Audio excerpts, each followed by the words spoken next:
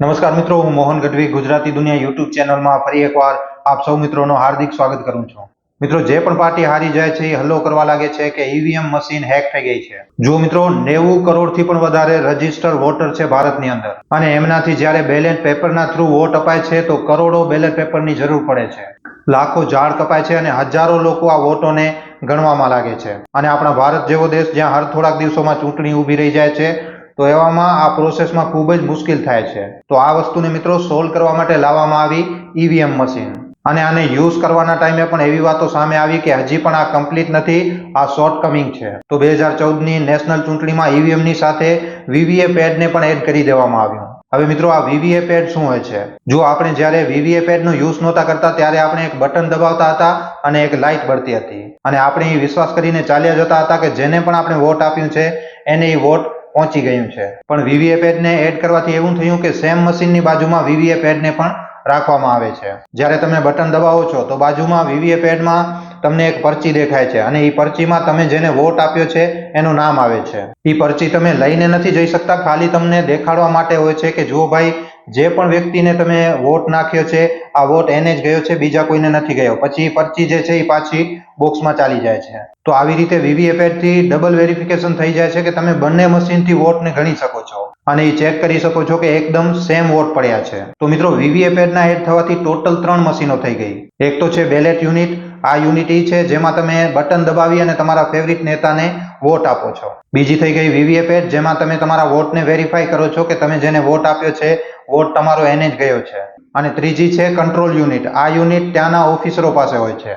આની અંદર આખી મશીનનો પ્રોગ્રામિંગ અને ડેટા હોય છે. જ્યારે કોઈ વ્યક્તિ વોટ આપવા માટે આવે છે તો ત્યાંથી ઓફિસર કંટ્રોલ યુનિટનું બટન દબાવે છે, ત્યારે તમારી સામે જે મશીન છે એમાં ગ્રીન લાઇટ બળે છે અને તમે વોટ આપી શકો છો. આનો એ પણ ફાયદો છે મિત્રો કે વોટર મોકો જોઈને ઘણીવાર બટન દબાવીને પોતાના ફેવરિટ નેતાને એક સાથે 10-12 વોટ ન આપી દે.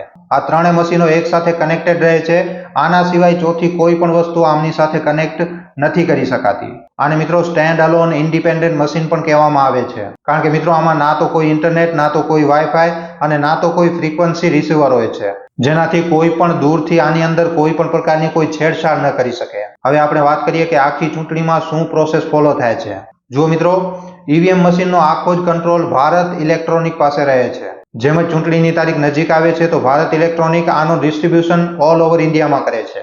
જ્યાં જ્યાં ચૂંટણી થવાની છે એના ડિસ્ટ્રિક્ટ હેડક્વાર્ટરના સ્ટ્રોંગ રૂમમાં આ મશીનને મોકલવામાં આવે છે. મિત્રો, આ સ્ટ્રોંગ રૂમ ખૂબ જ સિક્યોર રૂમ હોય છે. લાઈવ કેમેરા અને સ્પેશિયલ સિક્યોરિટી ફોર્સના નજરમાં રહે છે. આનો મતલબ આ જે મશીન હોય છે એને સિરિયલ નંબર આપી દેવામાં આવે છે, અને કઈ મશીન કયા બૂથમાં જશે એની ખબર કોઈને પણ નથી હોતી. કમ્પ્યુટર પોતાની મેળે સિરિયલ નંબર નક્કી કરે છે અને નક્કી કરે છે કે કઈ મશીન કઈ જગ્યા ઉપર જશે.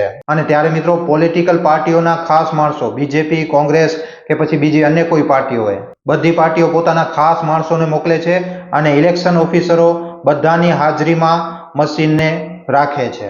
એકવાર આ મશીનને સ્ટ્રોંગ રૂમમાં રાખી દેવામાં આવે છે તો પછી રૂમને લોક કરી દેવામાં આવે છે અને પછી કોઈ પણ આ રૂમને ખોલી નથી શકતો. પોલિટિકલ પાર્ટીઓના ખાસ માણસો સહિત બધાનું આ પ્રોસેસમાં હાજર રહેવું ખૂબ જ જરૂરી હોય છે. સ્ટ્રોંગ રૂમમાં 24 કલાક રેગ્યુલર લાઈવ રેકોર્ડિંગ ચાલુ રહે છે, અને આ લાઈવ રેકોર્ડિંગને કોઈ પણ પોલિટિકલ પાર્ટી આવીને ગમે ત્યારે ચેક કરી શકે છે. હવે મિત્રો, આના પછી વાત જોવામાં આવે છે ચૂંટણીની તારીખની. જેમ જ ચૂંટણીની તારીખ નજીક આવે છે આને ડિસ્ટ્રિક્ટના સ્ટ્રોંગ રૂમમાંથી બહાર કાઢી અને અલગ અલગ બીજા સ્ટ્રોંગ રૂમમાં મોકલી દેવામાં આવે છે જ્યાં જ્યાં વોટિંગ થવાની હોય છે. અને જ્યારે એ મશીન પહોંચી જાય છે તો સેમ પ્રોસેસ જે પહેલાના સ્ટ્રોંગ રૂમમાં કરવામાં આવી હતી, સેમ પ્રોસેસ ફરીવાર બીજા સ્ટ્રોંગ રૂમમાં પણ કરવામાં આવે છે, બધાની હાજરીમાં. જેમ કે મિત્રો, દિલ્હીમાં 7 જગ્યાઓ છે, તો પહેલા તો દિલ્હીના સ્ટ્રોંગ રૂમમાં આ મશીન આવશે અને પછી અલગ અલગ 7 જગ્યાના સ્ટ્રોંગ રૂમમાં આ મશીન આવશે. હવે અહીંયાથી મિત્રો આને પોલિંગ સ્ટેશન ઉપર પહોંચાડવાનું હોય છે. પોલિંગ સ્ટેશન મતલબ કે જ્યાં જઈને તમે વોટ આપો છો. સેમ લેવલની સિક્યોરિટી સાથે આને પોલિંગ સ્ટેશન સુધી પહોંચાડવામાં આવે છે. અચ્છા, આમાં એક બીજી પણ વસ્તુ છે મિત્રો, આ મશીનમાં એક યુનિક આઈડી હોય છે, અને આ યુનિક આઈડીમાં પર્ટિક્યુલર પોલિંગ અસાઇન થાય છે.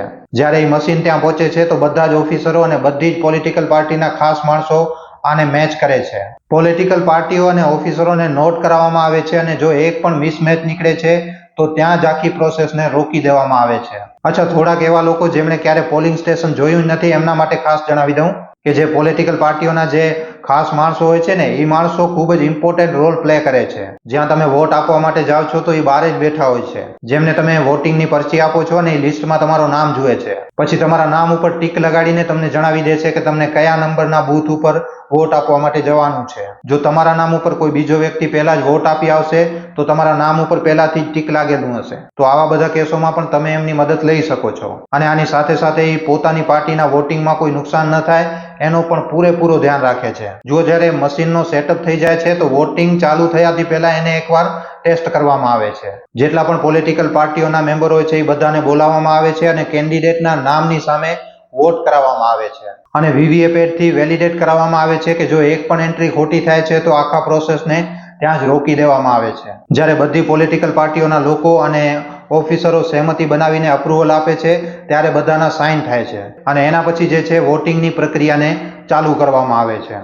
હવે મિત્રો જે લોકો આનો અપોઝ કરે છે એ લોકો એમ કહી રહ્યા છે કે તમે ટેસ્ટ તો 1 થી 2000 નો કરો છો, પણ મશીનમાં એવી પ્રોગ્રામિંગ કરવામાં આવી છે કે 1 લાખ વોટ પડી જશે ત્યાં સુધી તો કાંઈ નહીં થાય. પણ જ્યારે 1 લાખ વોટ પડી જશે એના પછી બધા જ વોટો એક જ પાર્ટીને આલ્યા જશે. જુઓ મિત્રો, આવું કરવા માટે પહેલી વસ્તુ તો એ છે કે જે પણ પાર્ટી આવું કરી રહી છે એ આ પ્રોસેસની વચ્ચે આવીને live camera, security, strong room, પછી ટેમ્પરરી સિક્યોરિટી સિસ્ટમ બધાને ક્રેક કરી અને આ મશીનને ચોરીને લઈ જાય અને પછી મશીનની પ્રોગ્રામિંગ બદલી અને પાછી રાખી દે. અને એમાં પણ કેટલી મશીન ચોરી કરશો અને એમાં પછી કેવી રીતે ખબર પડશે કે તમે જે મશીનને ક્રેક કરી છે કે એ મશીન તમારા ખાતામાં જ જશે. જો મિત્રો, એવું ત્યારે જ બની શકે છે કે જો જેણે આ મશીનને બનાવી છે એ મશીનને બનાવતી વખતે જ બધી પ્રોગ્રામિંગ સેટ કરીને રાખી હોય. પણ આ કેસમાં પણ મિત્રો રેન્ડમ મશીન ઉપાડી અને 1 લાખથી ઉપરની વોટિંગ કરીને ચેક કરી લેવામાં આવ્યું છે રેન્ડમ મશીનથી. બીજી વસ્તુ કે જેણે આ મશીન બનાવી છે એ વ્યક્તિને ખબર હોવી જોઈએ કે જે પાર્ટીના નામ ઉપર એને બધા વોટ ટ્રાન્સફર કરવાના છે એ પાર્ટીના અલોટેડ મશીન સિરિયલ નંબર શું છે. સિરિયલ નંબર કાઢવું ખૂબ જ મુશ્કેલ હોય છે કારણ કે એ બધાના પછી છેલ્લે જનરેટ કરવામાં આવે છે. અહીંયા બીજી પણ એક વસ્તુ કહેવામાં આવે છે કે અહીંયાથી તમે એક બટન દબાવશો તો સામેવાળી પાર્ટીને 2 વોટ ચાલ્યા જશે. જો મિત્રો, બેલેટ યુનિટ છે એમાંથી તમે એકવાર બટન દબાવશો અને વીવીપેટમાં 2 વાર વોટ આવશે તો બંનેની જે કાઉન્ટિંગ છે એ મિસમેચ થશે અને વોટિંગ ત્યાં ને ત્યાં રદ થઈ જશે. એક વસ્તુ આમાં એમ પણ કહેવામાં આવે છે કે જ્યારે વોટિંગ પતી જાય છે, જ્યારે બધા વોટ થઈ જાય છે તો એના પછી વોટને વધારવામાં આવે છે. તો જ્યારે વોટિંગ પૂરી થઈ જાય છે તો પોલિંગ બૂથનો જે ઇન્ચાર્જ હોય છે એ બધી પોલિટિકલ પાર્ટીઓના લોકોની વચ્ચે મશીનને સીલ કરે છે અને બધી જ પોલિટિકલ પાર્ટીઓના ખાસ માણસો એને ચેક કરે છે કે આ બરોબર રીતે સીલ થઈ છે કે નથી થઈ. બીજી ખાસ વસ્તુ કે બધા પોલિટિકલ મેમ્બરો નોટ કરે છે કે કઈ મશીન ઉપર કેટલા વોટ પડ્યા છે. માની લ્યો કે કોઈ મશીન ઉપર 1000 વોટ પડ્યા છે તો ત્યાં નોટ કરવામાં આવશે કે આ નંબરની મશીન ઉપર આટલા વોટ પડ્યા છે. આને વેરીફાઈ કર્યા પછી બધા મેમ્બર સાઇન કરે છે અને જેટલા પણ ચૂંટણીમાં કેન્ડિડેટ ઊભા હોય છે એ બધાની પાસે આ લિસ્ટને મોકલવામાં આવે છે. જે બૂથનો સ્પેશિયલ ઓફિસર હોય છે જ્યારે મશીનના સ્ટાર્ટ બટનને દબાવે છે ત્યારે વોટિંગ ચાલુ થાય છે અને એ ઓફિસર મિત્રો એ ટાઈમને નોટ કરી લે છે. સેમ વસ્તુ જ્યારે વોટિંગ કમ્પ્લીટ થઈ જાય છે તો ક્લોઝ બટન દબાવવામાં આવે છે અને એ ટાઈમને પણ નોટ કરવામાં આવે છે. કારણ કે આ ટાઈમ પછી જો કોઈ મશીનથી છેડછાડ કરે તો ટાઈમથી ખબર પડી જાય અને એ બધા લોકો, એ બધી પોલિટિકલ પાર્ટીઓના લોકો જે ત્યાં હાજર રહે છે એ બધા ઓકે કરે છે તો એમની નજરની સામે જ એમની વચ્ચે જ મશીનને સીલ કરવામાં આવે છે. એના પછી મિત્રો એક યુનિક પર્ચી હોય છે જે પોલિટિકલ પાર્ટીઓના મેમ્બર્સને આપવામાં આવે છે અને એક પર્ચી ઇલેક્શન ઓફિસર પોતે રાખે છે. હવે આ મશીન ત્યારે જ ખુલશે જ્યારે બંને પાર્ટીઓનો કોડ હશે એક સાથે. જેમ કે પહેલા બૂથ કેપ્ચરિંગ થતી હતી, હવે આમાં એના કોઈ ચાન્સ જ નથી. કોઈ એને લૂંટી જ નથી શકતો કારણ કે એના માટે એકદમ યુઝલેસ છે. એના પછી પૂરી સિક્યોરિટીની સાથે ફરી એકવાર આને સ્ટ્રોંગ રૂમમાં લાવવામાં આવે છે, બિલકુલ એવી જ રીતે જેવી રીતે કે સ્ટ્રોંગ રૂમમાંથી લઈ જવામાં આવ્યું હતું. અને બધાની હાજરીમાં આને લોક કરી દેવામાં આવે છે. 24 કલાક આના લાઈવ કેમેરા ચાલે છે અને એની લાઈવ ફૂટેજ એલઈડી ટીવીમાં 24 કલાક ચાલે છે જેને બધી જ પોલિટિકલ પાર્ટીઓના ખાસ માણસો મોનિટર કરે છે. હવે જે તારીખે કાઉન્ટિંગ થવાની હોય છે, વોટની કાઉન્ટિંગ, ત્યારે બધી જ પોલિટિકલ પાર્ટીઓના માણસો અને ઇલેક્શનના ઓફિસરોની સામે સ્ટ્રોંગ રૂમના દરવાજાને અનલોક કરવામાં આવે છે અને હરેક મશીનની સીલને ચેક કરવામાં આવે છે. જો એક પણ મશીનની સીલ ખરાબ હોય છે તો પ્રોસેસ ત્યાં જ રોકી દેવામાં આવે છે. જ્યારે બધા હાજર લોકો મશીન ખોલવા માટે મંજૂરી આપે છે ત્યારે જ મશીનને ખોલવામાં આવે છે અને મશીન ખોલ્યા પછી મશીન આઈડીના ટોટલ વોટને મેચ કરવામાં આવે છે જે લિસ્ટ આપવામાં આવી હતી એની સાથે. અને એના પછી પાર્ટીઓની મંજૂરી પછી કાઉન્ટિંગ સ્ટાર્ટ થાય છે. પ્રિસાઇડિંગ ઓફિસર મશીનનો બટન દબાવી અને રિઝલ્ટ આપે છે અને જે પણ રિઝલ્ટ આવે છે એને રેન્ડમ વીવીપેટ મશીન સાથે મેચ કરવામાં આવે છે. માની લો કે ઈવીએમમાં એમ દેખાડી રહ્યો છે કે બીજેપીને 100 વોટ મળ્યા છે અને કોંગ્રેસને 90 વોટ મળ્યા છે. તો વીવીએટ પેડ મશીનમાં પણ મિત્રો એટલા જ નંબર દેખાડવા જોઈએ. આ બધું ખૂબ જ રેન્ડમલી ચેક કરવામાં આવે છે. જેમ જેમ કેલ્ક્યુલેશન થતું રહે છે તેમ તેમ મીડિયાવાળા લાઈવ અપડેટ આપતા રહે છે કે આ આટલા વોટોથી આગળ ચાલી રહ્યા છે અને આ આટલા વોટોથી પાછળ ચાલી રહ્યા છે, અને પછી છેલ્લે લાસ્ટમાં રિઝલ્ટ એનાઉન્સ થાય છે.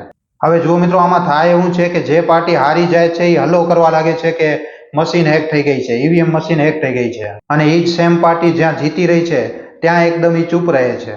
હજી સુધી મિત્રો કોઈ પણ એવી પાર્ટી નથી ભારત દેશમાં જેણે ક્યારેક ને ક્યારેક ઈવીએમ મશીનને ક્રિટિસાઇઝ ન કર્યું હોય, અને હજી સુધી કોઈ એવી પણ પાર્ટી નથી કે જેણે જીત્યા પછી ઈવીએમ મશીન ઉપર આંગળી ચીંધી હોય. ઈવીએમ મશીનને લઈને ઘણા લોકો એમ કહે છે કે આ હેક થઈ ગઈ છે. તમે ઘણી ડિબેટો જોઈ હશે, ઘણા સ્ટેટમેન્ટ વાંચ્યા હશે, વિડીયો જોયા હશે, પણ મિત્રો હું એ કેસને ડિસ્કસ કરીશ જે આ દેશમાં સૌથી વધારે ડિસ્કસ થયો છે, જ્યારે એક પાર્ટીના એક મેમ્બરે દિલ્હી એસેમ્બલીમાં મશીન લગાડી અને આખા દેશની સાથે ડેમો આપ્યો કે આવી રીતે ઈવીએમ મશીનને હેક કરી શકાય છે. પણ જુઓ મિત્રો, આ જે ડેમો આપવામાં આવ્યો હતો એ ઓરિજિનલ મશીન ઉપર ડેમો નહોતો આપવામાં આવ્યો, આ એની કોપી ઉપર ડેમો આપવામાં આવ્યો હતો. હું જો તમારાથી કહું કે એચડીએફસી અને આઈસીઆઈસીની જે ઇન્ટરનેટ બેન્કિંગ છે એ હેક થઈ શકે છે, એ એકદમ બેકાર છે, અને બીજા દિવસે હું મારી બનાવેલી કોઈ વેબસાઇટને હેક કરીને દેખાડું તો એનાથી કંઈ સાબિત નથી થતું. એચડીએફસી અને આઈસીઆઈસીની ઇન્ટરનેટ બેન્કિંગ ખરાબ છે જો મને સાબિત કરવું છે તો હું એચડીએફસી અને આઈસીઆઈસીની ઇન્ટરનેટ બેન્કિંગને હેક કરીને દેખાડીશ તો લોકો વધારે વિશ્વાસ કરશે. પણ મિત્રો, કારણ કે આ ખૂબ જ મોટા લેવલ ઉપર થયું હતું અને આખા દેશે જોયું હતું, તો ઇલેક્શન કમિશને મિત્રો 17 જૂન 2017ના રોજ હરેક પોલિટિકલ પાર્ટીઓને ચેલેન્જ કર્યું કે જો લોકો કહી રહ્યા છે કે આ હેક થઈ શકે છે તો એ દુનિયાના કોઈ પણ એક્સપર્ટને લઈને આવે અને આ ઓરિજિનલ મશીનને હેક કરીને દેખાડે. મિત્રો, કોઈ એક પણ પાર્ટી ન ગઈ, અને કોઈ પાર્ટી શું કામ ન ગઈ એના પાછળ પણ એક રીઝન હતો. કારણ કે જો કોઈ પાર્ટી જાય અને પછી હેક ન કરી શકે તો એની ખૂબ જ બદનામી થાય, એની છબી ખરાબ થાય, એ પાર્ટીનો ઘણા વર્ષો સુધી મજાક ઉડે અને એના વોટો ઉપર પણ મોટા પાયે અસર થાય. થોડાક લોકો એવા પણ તર્ક આપે છે કે જો બહારની કન્ટ્રીઓ, જો બહારના દેશો આને યુઝ નથી કરી રહ્યા, આને રિજેક્ટ કરી રહ્યા છીએ, તો આપણે આનો વપરાશ શું કામ કરી રહ્યા છીએ, શું કામ આપણે આને યુઝ કરી રહ્યા છીએ. તો મિત્રો જુઓ, 31 દેશોએ ઈવીએમ મશીનનો યુઝ કર્યો છે, પણ હા, એનો જે પ્રોસેસ છે એ ભારતના પ્રોસેસથી એકદમ અલગ છે. એમાંથી 4 એવા દેશો છે જે હજી પણ યુઝ કરે છે અને 11 દેશો પાર્શલી યુઝ કરે છે. અને મિત્રો, જે દેશોએ આને બેન કર્યું છે એ દેશોના જો તમે કોર્ટના ઓર્ડરને વાંચશો તો એમણે કોર્ટના ઓર્ડરમાં એમ કહ્યું છે કે લોકોને પ્રોગ્રામિંગની ભાષા નથી આવડતી.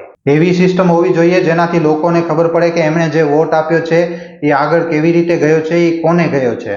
જો મિત્રો, સુપ્રીમ કોર્ટથી ઉપર આ દેશમાં કોઈ પણ નથી, અને ઘણી બધી પોલિટિકલ પાર્ટીઓએ સુપ્રીમ કોર્ટમાં પીઆઈએલ દાખલ કરી હતી આના વિરોધમાં. સુપ્રીમ કોર્ટે પણ આને રિજેક્ટ કરી નાખ્યો અને ઉલટો ઈવીએમ મશીનના વખાણ કર્યા. એમેઝોન ઉપર આના ચિપ, આના સર્કિટ અવેલેબલ છે. કોઈ પણ આને ઉપાડીને આનો પ્રોટોટાઇપ બનાવી નાખે છે અને વિડીયો બનાવીને નાખી દે છે કે જુઓ ભાઈ, હેક થઈ ગઈ. જુઓ મિત્રો, જેટલી પણ થિયોરી હોય છે એ લોકોને ઘણું વધારે અટ્રેક્ટ કરે છે, પણ વગર કોઈ ફેક્ટના એના ઉપર વિશ્વાસ કરવું એ ખૂબ જ નુકસાનકારક વાત છે. હવે ફરીવાર ચૂંટણીઓ આવશે, ફરી રિઝલ્ટ જાહેર થશે અને ફરીવાર આ ચાલુ થઈ જશે. હમણાં પણ થોડાક સમય પહેલા આ જ થયું ને. હારવા વાળા તમને સમજાવવાની કોશિશ કરશે કે ભાઈ ઈવીએમ ના લીધે હાર્યા છીએ, પણ મિત્રો, તમને તમારા મનમાં ત્યાર સુધી ડાઉટ નથી આવવા દેવાનો જ્યાર સુધી કોઈ લોજિક અથવા તો કોઈ પ્રૂફ ન હોય.